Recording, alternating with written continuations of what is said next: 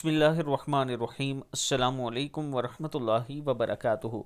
नमाज इशा के बाद की तीन बेहतरीन दुआएं, तमाम मसाइल का हल सिर्फ 10 मिनट में।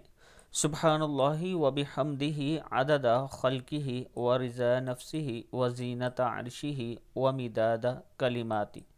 दूसरी दुआ, रज़ीतु बिल्लाहि रब्बा व बिल इस्लामी दीना व बि मुहम्मदिन नबीया। यहाँ पे व भी आता है, भी वो प्रिंट सही नहीं आया हुआ, व बि मुहम्मदिन नबीया।